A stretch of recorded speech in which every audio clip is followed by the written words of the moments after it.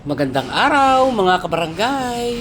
Wow! Have a nice day today. At yan, sa vlog na to ay magkasama kami ni Kapitan at ang iba pang mga Captain Action Team. Pumunta tayo sa DPWH. Ayan. Sa ating 3rd District ng Batangas Office. So, ang nilalakad natin ay walang iba kundi ang kapakinabangan ng ating mga proyekto para sa ating barangay. So, nilalakad namin ni Kapitan Dian, mga oras na yan, ang approval or yung ika nga ay pag-aproba doon sa nilalakad nating pagkawasak ng ating bubong ng ating Balele Gym last time, noong panahong bagyo ni Christine. At super naman talagang yung pinakabubungan ng ating takip ng bubong ng ating gym ay sobrang napinsala masyado. So, yan, naghihintay tayo sa mga oras na yan ng response ng ating mga Department of Public Works and Highways officers kung ano ang ating kung positive baga or negative baga ang nilalakad headed by Cap Arterio. So, titingnan natin at tapusin natin ang video ito upang malaman natin kung positive ba or negative ba ang mga nilalakad nating projects para sa ating barangay. So, titingnan natin kung maayos ang magiging takbo ng ating mga proyekto. Ayan na. So, panoorin natin ang video at tapusin natin. Okay? Para alam natin at hindi tayo tanong ng tanong sa ating mga sangguniang barangay officers kung ano na ang takbo na nangyayari ng ating barangay. At medyo bakit bangin ikuhan. Sa akin po humarap yata ang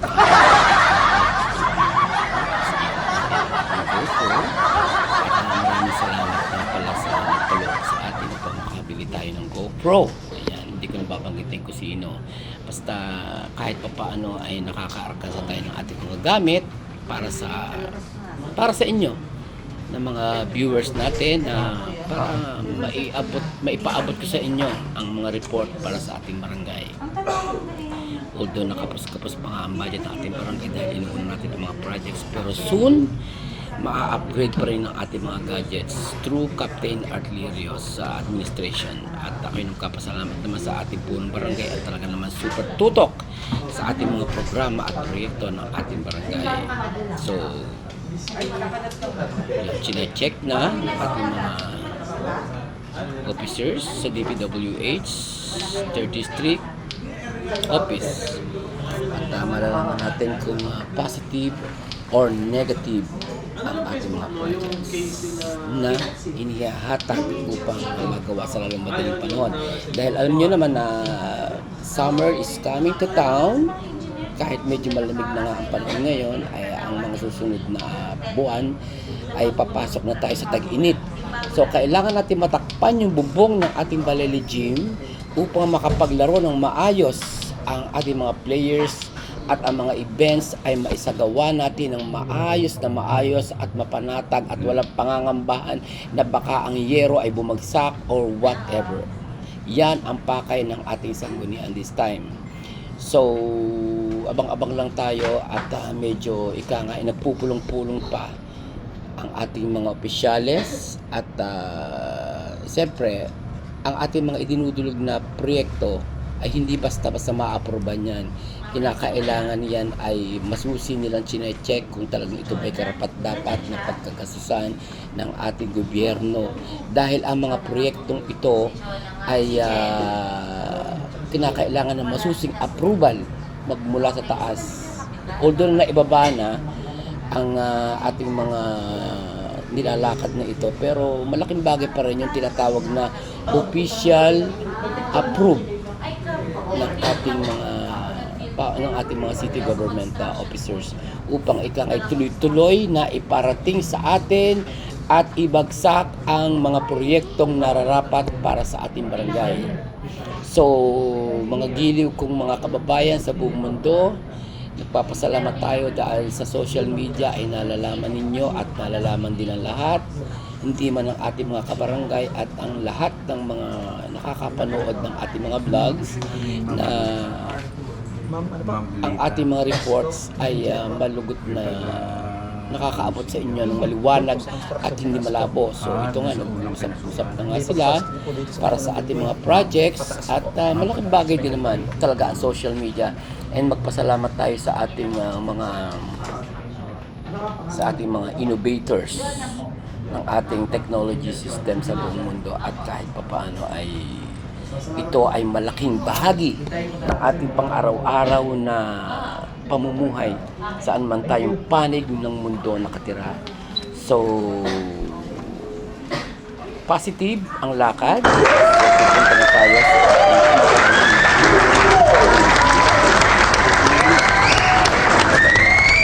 So, lakad muna tayo at punta tayo sa ating sasakyan. At salamat naman at kahit papaano ay na-aprobahan at naghihintay na lang tayo for checking ng ating site, di ba?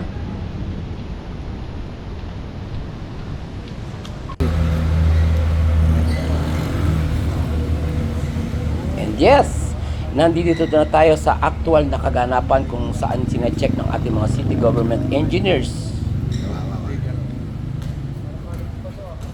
ang proyektong inihatag natin. Thank you so much, guys. Positive ang ating project. At yan ang si Kapitan at sinasamahan ng ating mga city government officers for planning and services. At ako hindi ako nagkakamali ay sinusukat na yung yero na yan. O, diba? Sinusukat na. Yan ang haba kasi ng yero na dalawin natin yan. So, pag exactly sukat yan, susukat yan lang. Taas para sukatin na ba, ikaw ikay mahulog, apa, hindi ikaw pangingi at kaya dyan lang sinusunod sa pagkakas. Salamat naman na nagpapang ating city government ang ating mga projects at malaking tulong ang ginawang ito ng ating butihing punong barangay. Dahil kahit pa paano nagkakaroon ng liwanag ang ating mga nilalakad at ang ating mga mithiin na lalong mapaganda ang ating barangay at ang buong nasasakupan ng ating nayo ng Balele. So, palakpakan natin si Kapitan sa mga oras na yan at talagang kahit pa paano isip siya. Malikot ang isip yung ang gusto niyan ay sa loob ng mga kaniligan ay may maiwanan or maibahagi man lamang ang kanyang kaalaman at mga ideas para sa kaunlad ng ating barangay. So magpasalamat tayo at nagkaroon tayo ng itong punong barangay na nga ay may malasakit para sa ating barangay, sapagkat siya naman talaga ay galing sa mga lahi ng mga lingkod bayan dito sa ating lungsod at dito sa ating barangay. Ang ng mga liryo na talaga namang pagka nag-reunion ay isang katerba naman talaga at ang laki ng lahi ng mga liryo sa ating barangay. Also kasama rin si Konsehal Dominic Amutan at ang ating pare ko din si paring Andy Casalme at ang iba pang mga kasamahan natin ay ating pasalamatan din dahil kahit papano nagagampanan natin ang ating mga sinumpaan tungkulin para sa ating barangay. At soon, ang bubong na iyan ay magiging angkop na upang pagdausan ng mga special big events sa ating barangay, pag may mga piyesta, pag mga summer sports leagues, at kung ano-ano pang pwedeng ganapin sa ating Balele Gym. At magpasalamat din tayo sa idea ng mga taong upang maisagawa yung gym na yan din na mailagay dito sa ating barangay. At kahit pa paano ang buong nasa kupa ng Tanawan ay magkaroon ng maraming pagdakausan na nakakalapan. And thank you so much for watching, guys. Thank you.